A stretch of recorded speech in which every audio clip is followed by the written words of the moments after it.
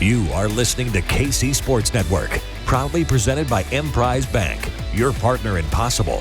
What's up, everybody? Welcome back to Indianapolis in the 2023 NFL Scouting Combine. I'm BG Kissel, joined by a special guest right now, an NFL Network analytics expert, Cynthia Frelund. Cynthia, thank you for joining us. Always pleasure to be here. Congratulations on all your success. This is awesome. Thank you. 18 shows a week. Do you sleep? No, we have a lot. At Chiefs Kingdom, you can't feed the appetite enough, and it helps that they're very good. I get it. That's been a good thing. But yeah, you're just trying to different shows, different styles of shows, trying to bring different perspectives, former players, former insiders, analysts, film breakdowns, the whole deal. Love it. I love everything about that. I'm going to have to watch the film breakdowns too. I love that. Yeah. Matt Castle, that guy, he comes on. Oh, him? Heard of him. Little star called Matt Castle. He comes on with Matt Hamilton. If you're familiar with Matt Hamilton, former Good Morning Football producer. Amazing. They do a show together breaking down the Chiefs offense. I love that. And then Derek Johnson, all-time leading tackler, Chiefs history, comes on, breaks down the defense. Craig's out Mike DeVito. Amazing. It's cool. Thank you. You know, my mom is a massive Chiefs fan. I did not know this. It's so weird because I'm from Michigan, and she met Patrick Mahomes once, and she was sold. She's like obsessed with him. She's like, "Did you know he had a daughter now too? Do you know he has a son now too?" Like, you're like, "Okay, mom." I'm like, "Stop stalking the man." She's like, "He puts it on his Instagram. It's not my fault." She's like, "I just look at it." Sounds like my sister. She's always like, "Did you see this?" Like, you posted like 8 minutes ago. Like, no, I'm not paying any attention. I'm sorry. Why do I have to look at it when you're going to call and tell me 10 minutes later? I don't need to be the one to look at it. But appreciate you for joining us. I always enjoy chatting with you over the years. We've been able to sit down at these events and do these things. And I'm curious for your position. Obviously, you're the first analytics expert at NFL Network. You've been doing it. When did you start with this particular position? This was my 7th season. Okay, so it's been a little bit. Yeah. How have you seen just the analytics side of things, both on the field and like the practical applications of coaches doing that, and then also just the media awareness and the way that people talk about these types of things?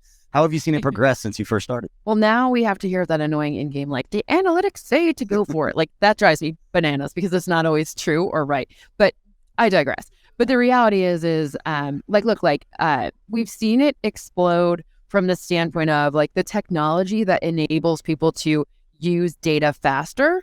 That's really been impactful for teams because you're not really doing anything different. You're just doing more of it and you're able to use it faster.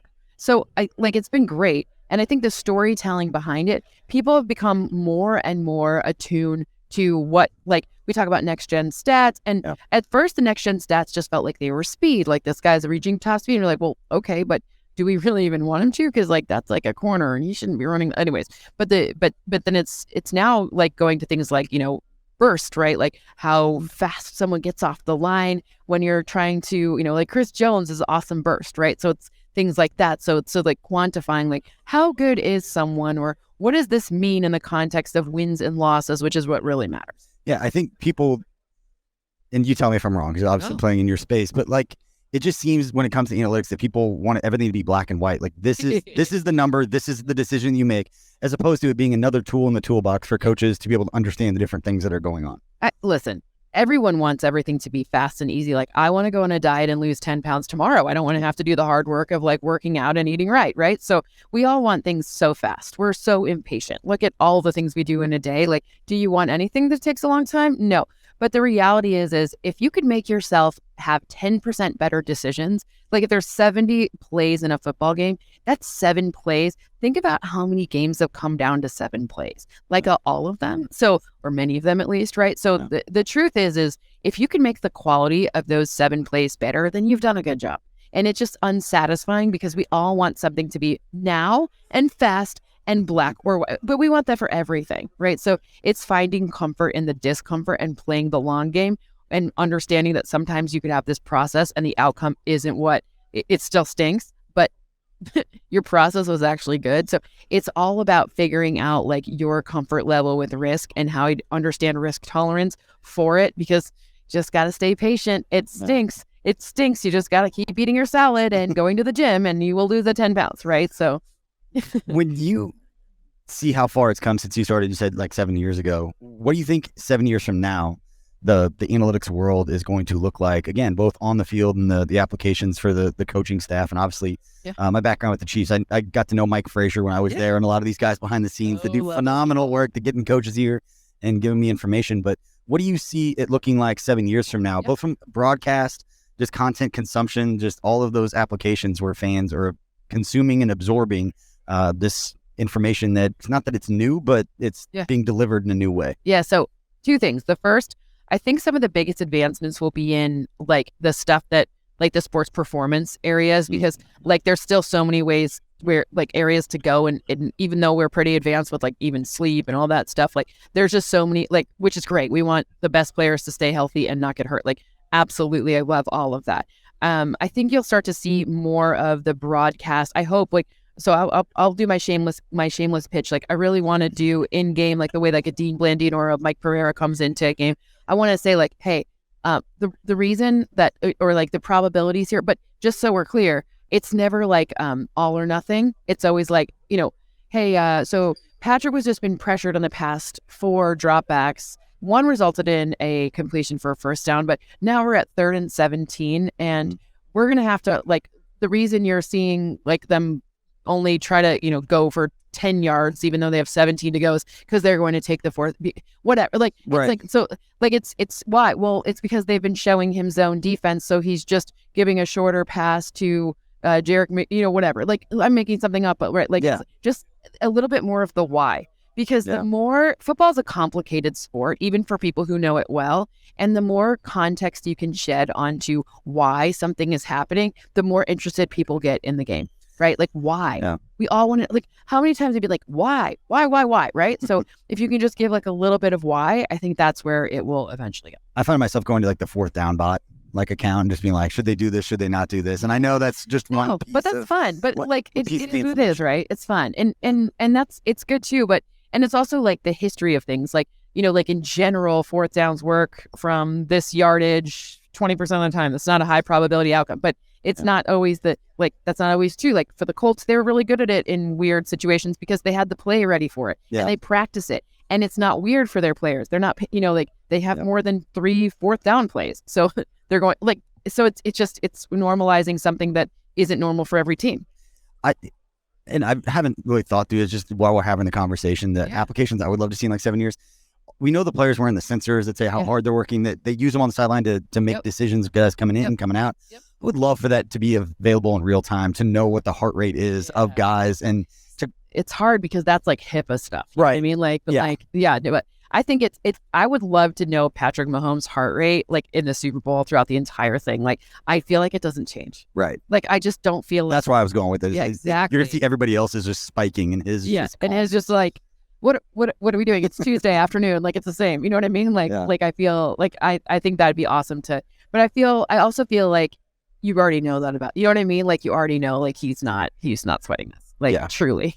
Let's talk a little bit about the Chiefs and just obviously the 2022 season from your perspective. Yep. What was the most surprising thing about the way that it played out? Obviously, for us and our audience, we're very happy with the way that everything played out. Yeah. But for you and watching, just what was the most interesting, intriguing storyline that you followed throughout the year and then even through the playoffs? Well, look, I think beginning of last season, everyone was like, no, Tyreek Hill's gone. The whole thing's going to go to hell in a handbasket. Like, it was interesting to see how far along Patrick has come in reading defenses and adjusting to what defenses give him, because we already knew he was like a, you know, he's up there, GOAT level talent. Like, I'm happy to say, like, I'm already, you know, he's not Tom Brady yet, but like, we'll be having that discussion soon, right? Like, so like, we already knew he was there. The reality now is like, well, how many of these has he got in him? Right. And you saw this year, felt a lot of people, I guess, thought it was like rebuilding year. In general, I think the AFC is super hard. So winning the AFC is like, I mean, all of those teams are really good. And the fact that like you get into the playoffs, like they're like luck of the draw for some of it. Truly, like that's a hard conference. NFC was much easier this season. So like what really was surprising and effective was how Patrick became the coach. And not to, you know, no shade to anyone who was orchestrating the offense, but you really saw him take not just like this, like athletic step forward. He's because we already knew he was the beast there, but like it was really, he was a coach this year. You know, you saw a lot of changes. You saw like a lot of like he was the coach. And by the way, I really liked that they had fun too. Sounds stupid, but like we get lost in all this. Like you see this, like, like the Travis Kelce, like what tornado, whatever thing they did before, like they're having fun still. And like in these high pressure situations, it was nice to see that being remembered, because it's a long season and it got to be very heavy, and it was nice to see that levity. Yeah, it's the fun side of Andy Reid coming out. You want to see why guys love to play for him. Not just they do the goofy plays, but they have a culture that allows them to go and practice these goofy plays and be willing to come out there. And there's been reports coming out about whose idea it was and when it all came out. And like, it's just, he lets them show their personalities. He lets them have fun. They're playing a kid's game for the most part. Exactly. It's fun to watch. See that strategy work though. Because that's not like... That's true. If it doesn't work, for a younger coach, that's... Yeah, for a younger coach, it could be problematic. Could be no problem. Yeah. All right, let's talk a little bit about the draft and obviously what we're all here for with the scouting combine here in Indy. Who are the players that have stood out to you or that you're most intrigued to follow throughout this pre-draft process? It's interesting because obviously quarterbacks every year, blah, blah, blah, blah, great. But there's a lot of different flavors of quarterbacks. I think it's going to be like, which one do you like? And there'll be camps, but there's no one that you're like, holy smokes, that's crazy. Yeah. I think the value of cornerback this season, there's a lot of good tight ends in this draft too. Okay, still not that exciting. I mean, like, unless you're going to become Travis Kelce, then I like whatever. But whatever, that is what it is. I'm interested because my premise, my thesis this year is really great corners are going to be even more important. We saw it a little bit with Sauce Gardner and the Jets. You saw what a big difference, like that first season guy who got paired with a really nice free agent. DJ Ray did a really nice job too. And that changed like the quality of their team. Now I love Trent McDuffie. Let me be clear. I'm a big McDuffie fan. I think that give him a little bit more help and you'll see that. And I know he was hurt for a number of games this season too. So it's just, I want a but let me see what these corners have got, because that is, now we've seen, like, we have a couple of seasons where wide receivers were just like absolutely so plentiful and there were so many really good ones that were added. Now you need to see the counterpoint, right? Point, counterpoint, point, counterpoint. So I'm interested to see how the corner class shakes out in general, because I think it's a huge advantage. Yeah, it's gonna be an interesting storyline for Chiefs, and we've been talking about this for like the last week since things kind of calmed down after the Super Bowl of roster composition. And that Brett Veach and his staff did such a good job hitting the draft picks last year. There wasn't just Trent McDuffie, but Jalen Watson and Josh Williams. 100%. The Chiefs had, I think, the fourth most snaps played by drafted rookies. Well, 9 of them were at 9 on a Super Bowl. That's pretty impressive. Good job, Brett. Not bad, but it's an interesting story because L'Jarius Sneed is up for a contract and he's earned it. He's been very, very good. But if you have 3 rookies that have been playing, knowing that if you pay them in the open market, you're going to pay a pretty penny. Do you look at that when you're building that cornerback room? Do you want a veteran in that room, or these 3 rookies just showed that they can go out and play? Do you need to bring in a veteran, or you draft more young guys? I guess the question is, what's the actual price? We talk about it in theoreticals, but I think that that's what Brett is masterful at, right? They get these contracts where, like, Patrick has one of the best contracts that you could imagine, both for both parties, because they're both incentivized to do the same thing, which is win.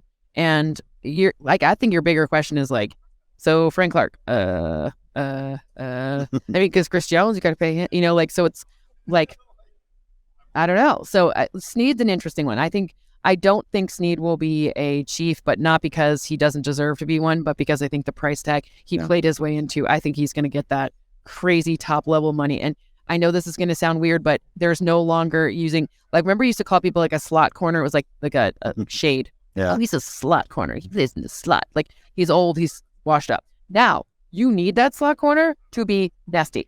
You need a nasty slot, and you need that. You need the ability for the nickel to be spoken for and accounted for. So I guess it's just going to be, my question will be, what's the price tag for that? Yeah. I don't know.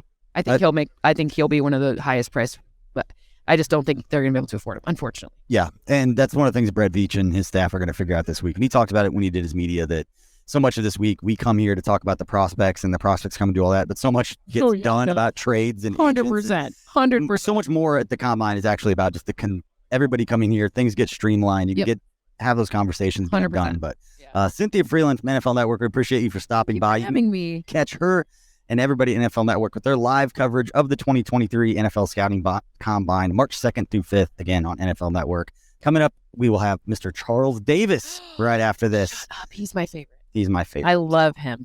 So we'll be right back. Welcome back to Radio Row here in Indianapolis at the 2023 NFL Scouting Combine. Great stuff there from Cynthia Frelund, and going to have a lot more great stuff here with NFL Network's Charles Davis. He'll be part of the crew and all the coverage. You can watch that live on NFL Network starting tomorrow, Thursday, March 2nd through the 5th. Always good stuff, and always great to chat with you, Mr. Charles Davis. It's great to talk with you. It's been way too long. Congratulations on the network. I'm so happy for you, and I think it's pretty awesome. And I just met your guy, Tucker, and he said it's pretty awesome when he gets paid. Other than that, he's not so sure how awesome it is. But, we won't say that on, we're on air? Oh, yeah. My bad. We're rolling now. My bad. I thought that was okay. It's a private conversation. It's now public. Now, all right. We'll have this. Tucker gets paid. Everybody's getting paid on the network. We'll have that conversation. But yeah, Tucker and I talk a lot about starting a network and doing things. You don't know how long things take or how much work things are until you do it. Certainly looks like it's going well. So congratulations, guys. It's working. Thank you. I'm excited to get back to some of these events throughout the year. We were at the East-West Shrine Bowl. Had a chance to sit down with, I think, 38 guys with 15, 20-minute one-on-ones out there. Got to meet a lot of those players. I noticed you selected Las Vegas over Mobile in the Senior Bowl. Yeah, I miss the Senior Bowl for a lot of reasons. We can get a lot more for what we do at the Shrine Bowl. But you come hang out at the Shrine Bowl. You come to Vegas. You come hang out sometime. Listen, they don't overlap the entire time. They overlap enough that it screwed up everything. Yeah. I mean, when they moved to where they're playing on a Thursday, the same week that you got Senior Bowl practices, whatever happened to each one has its own week so that we can all get to all the places we want to go. That's all I'm saying. You've got some pull. I think that you can make this happen. Yeah, you notice that they're overlapping, so that shows you how much pull I have. All right, let's talk about your 6 favorites. I got 6 questions for you. Okay. 6 favorites from the year. We'll start with kind of just big picture NFL season. What was your favorite story, your favorite storyline throughout the NFL season in 2022 that you followed all the way through? For me, and this is going to be a little bit of a homer thing, but it's one that I started with at the beginning of the year. I picked Patrick Mahomes as the preseason MVP in whatever thing I had to do, right? For this company I was working for. To me, my favorite storyline was Andy Reid turning a lot of the responsibility over to Patrick Mahomes in the offseason and trusting him to carry it through, which he did, and to make people better along the way, to go to different spots, to blah, blah, blah, blah, blah, blah, blah, blah, culminating in a Super Bowl. Okay. Truthfully, the biggest thing, of course, is Damar Hamlin being okay. But let's just put that as its own separate category and an overarching, yes, that's right. That beats everything else that happened in the NFL. But for me, watching Mahomes take on that responsibility, make the next step, advance his career, show the world that he's not just a kid out there freewheeling and having a good time, but he has responsibility for this ball club and for being who he is. Yeah. That's what the greats do. Him being great wasn't really the issue. Yeah. This cemented it. How special is it for you? I mean, you're talking to, Chiefs fans that we've been it's been special to watch him. In a lot of ways, I've joked that it's ruined football in a lot of ways to watch how many difficult things he makes look very easy. Yeah. And the playmaking ability, and you watch other quarterbacks and they're running to the left and you see a guy open way across the outside the hash. I'm like, why can't he just turn and throw it that way? Patrick does. Yeah. But for you and just how well you know the game, what impresses you when you watch him? Is it just the crazy stuff that we see, the no-look passes, or is it just the command of the offense? There's so many different things with it. What stands out to you when you watch him? What do you appreciate? To me, it's because he does so many of those things so well that we will show on highlights ad nauseum. We forget the throw where he goes to his back foot on a 5-step drop and sings it and hits the target on the move. We forget the part about, hey, in the huddle, hey, maybe I'm pretty sure he's telling him, hey, you've run that 12 yards, such and such. This time turn outside instead of inside, because I saw something, blah, blah, blah. The connection and the trust that he has in Kelsey. I remember watching, I think it was the Cincinnati game. They high-load him on a bracket coverage very early. Remember early in the ball game? And he throws it to a spot knowing that Travis could go get it, but the other guys could not. Just watching all of that just continue to develop. And then watching the swirl around him where everyone has the confidence that he's going to get it done all the time. Well, you don't get it done all the time, but it certainly feels like he gets it done all the time. And to me, that's like a Jordan. That's like I don't mind taking the last shot because I'm pretty confident I'm going to make it. It's like Kobe used to do. And if I don't, I'm still going to take the last shot next time because I'm the best option for it. Yeah. It's just that much fun to watch him handle everything that's on his shoulders Some things people bring to him that he doesn't need to be dealing with, but guess what? They bring it to him. We in the media will question this, and this. Are you going to deal with that? And he's like, what am I doing? But guess what? Same equilibrium, same deal. We only had Kansas City. My broadcast team only had them once this year. Because, they're like rock stars. They're going to be on every primetime 425 game going. But when we had them, same young man that I met years ago. It's probably the most special part. And granted, I've been around for a couple of years, but the thing that I always take away is that, we've got a guy with the greatest start to any quarterback's career in NFL history. Yeah. And knowing him away from the field and away from the microphone, he's just a genuinely good, normal human being. Good dude, cares about the people around him, cares about his teammates, cares about his family. They care about him. And there's no disingenuine. That's just a normal, just exactly who you want it to be. Yeah. It's pretty special. And I just think that was part of Andy Reid's genius too, was to add that to his plate and let him know, this is how I feel about you, young man. Yeah. I'm putting all my trust in you, and there's no way Patrick was planning on letting him down. Yeah. All right, let's move on to the next one. Favorite moment of the year in 2022. And you already mentioned Damar Hamlin, so I think that one's for anybody who watches football and has a heart. There were so many. The Jordan Jefferson catch in Buffalo was just, I still can't believe he caught that. Yeah. Like, how the heck did he catch that? Because, look, the kickoff return to start the Miami game, the New England game, that was that would be part of the Damar Hamlin deal. The touchdown, Mahomes to Kelsey against the Chargers, which turned out to be the same play we ran for. Yeah. Special again. But that catch by Jefferson, and that was one where Kirk Cousins, who very much has to be in control and everything has to be, what's the reason? He threw caution to the wind and just put it up there and trusted that number 18 would make a play. Yeah. And he made a play that was beyond anything even Kirk Cousins expected, or the Vikings, or the Bills. Remember, they won that game in Buffalo. Yeah. That was a big deal. That's probably my favorite moment of the year. Yeah, there were times watching Justin Jefferson where very rarely does it seem you have really good players, you have next level players, but you know where the ball is going. They still can't stop it. There's nothing you can do about it. It's similar to Kelsey and Mahomes and what we see. Not that I spent a lot of time watching the rest of the NFL like yourself. Favorite moment or part of the Super Bowl from this year? Favorite moment or part of the Super Bowl this year? Could have been Rihanna just energizing the Chiefs for the second half. Came out in all red, just absolutely everything changed. Yeah, it wasn't that. I can tell you, that was good. Don't get me wrong, but it wasn't that. For me, it was much more how Kansas City kept their poise and was so surgical in the second half, and everything elevated. Defense elevated, offense played where Mahomes only had one incompletion. I'm pretty sure he got a little help at halftime, because you remember the big story was he didn't take any help for the AFC Championship game. Well, the way he ran the second half, I'm pretty sure he got a little help at the half. Yeah. Okay. I mean, that's what pros do. And then he went out and played. It was just the way that team looked so veteran and so confident in who they were. Yeah. And just kind of refused to lose that one. Talked about going into that game, the championship pedigree, and not that the Eagles didn't have players that played in big games or that had been on Super Bowl teams. I thought Philadelphia was a better football team going into Super Bowl. I mean, I made no bones about it. I thought they were a better football team in so many different ways. But 15 is a great equalizer.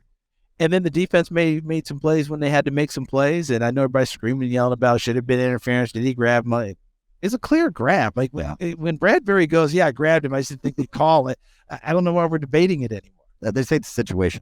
Yeah, but you're not going to get any Chiefs fans. They're not going to get empathy from Chiefs fans. We have forward progress call from year. Like there's so many plays. I mean, there's so many things that go along, and the field was the field. I wish it had been a better turf, but guess what? Both had to play on it. We can go on and on. I thought it was a heck of a ball game overall. Yeah. And Jalen Hurts, if people didn't get the message that he's really good on the biggest stage, come on, folks, he was sensational. Could have been more impressed, and didn't watch a ton of Jalen Hurts besides the 2 weeks going into that game. Didn't know a lot about him. Didn't follow all his pressers, but I don't think he or anyone on that team could have handled anything better in the way that they did. Special after it. All right, let's talk quickly about some of the players in this draft. Some of the stuff that we're doing here at the Combine.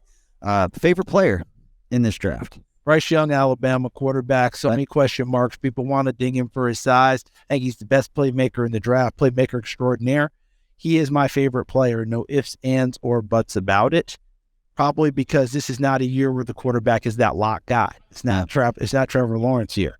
But I think he is the one, and I'm going to ride with him. Okay. No matter what, although we'll all be holding our breath tomorrow when we hear height and weight. Yeah. They've already been analyzing pictures of him walking down the hallway. Yeah. Out on social media. I thought you were going to say a Tennessee guy, being honest. Yeah, I mean, listen, every now and then I try and, not show my orange, but it's dripping out of me. Actually, new show to the KC Sports Network. Dustin Colquitt is going to host a new show. That's another guy. Good. A little red and orange, it can work together. Yeah. All right. Favorite sleeper in this draft? I'm going to go, I'm going to actually go homer call here. Julius Brents, corner, Kansas State. Fell in love with him at the Senior Bowl. Hear that, Tucker? Long corner. Played a lot of boundary corner there for Coach Kleeman and crew. Came from Iowa. And let me tell you something. They train you on defense at Iowa with Phil Parker. So he just carried that over to Kansas State. I think he can be a playmaking, long-type corner in the NFL. He looks like a Seattle Seahawks corner. But I think his movement skills are good enough that he doesn't have to just play cover 3. As a K-State alum, or cover 1. I'm hoping you didn't do that on purpose just because you're on KC Sports Network. No, I mean, we spent a lot of time on our K-State channel talking about him. I did tell you it's a little bit of a homer call because I know the area I'm in. Yep. But you can ask my guys who were with me in the Senior Bowl if I fell in love with Julius Brents or not, and they'll probably roll their eyes and go, yeah, we heard that a time or 1,000. Those all-star games, those big, long corners can stand out. And having watched Julius Brents, and he'll come up and hit. Yeah. And so that he's got movement skills. He will come up and tackle. I just think he's the type of guy, and I'm not going to say he's Tariq Woolen because Woolen's speed was so incredible last year, but the build is similar. Yeah. All right. Last question. Most important one. Favorite part of the combine? You mean other than when we go to the airport? And other than sitting here and talking with me every year, at least for 6 years, and then take a couple years off. No, it could be the shrimp cocktail, all that stuff. What my favorite part is? Whenever that young person emerges that maybe we either knew or maybe we didn't even know the story, and they have a big combine and the emotions flow. Yeah. DK Metcalf, who had a broken neck, calling his mother after he blew away the combine. Those types of things when they just emerge out of nowhere, and you're just like, oh, that's a pretty cool moment. That kid just did something. Look, we missed Isaiah Pacheco, just how good a combine he had last year. When you go back and look, you go, holy, are you kidding me? When he ran 4.36 and he benched, the world, and he did this and he did that, and somehow still went in the 7th round.